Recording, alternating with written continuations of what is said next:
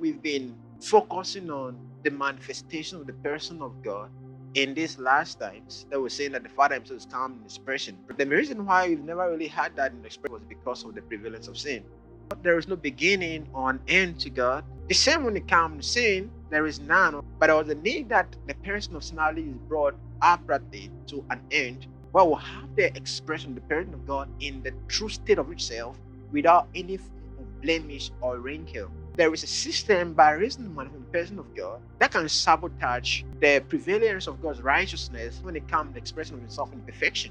That is the reason why it became very necessary that we take sin from out of the system where it is commonly trapped to the extent that it doesn't have any form of expression anymore. So now we can have the fullness of expression of the person of God. So the creation of the systems of the Spirit, where necessarily there had to be an entrapment of the personality of sin, who also pre-existed creation, and that also made pre-existed beginning, and of course, it's not going to have a name, but it has to be trapped in the way we are allowed to explain the person of the Father in fullness of his manifestation. See, the ministry of the Father actually is the natural life of God.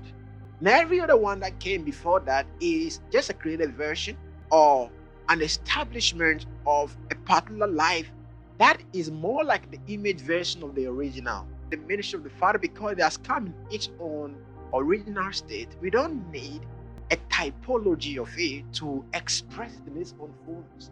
Every other thing that came before that came in manners or in ways that depict a type of the original life of the Spirit that is actually the spirit of anybody that is in the manifestation of God, that actually not seen in manifestation. Perfection is not one who trying to depict something, because there's nothing beyond that. We literally just live the life without having to compare with another, because that life in itself is the fullness of all things.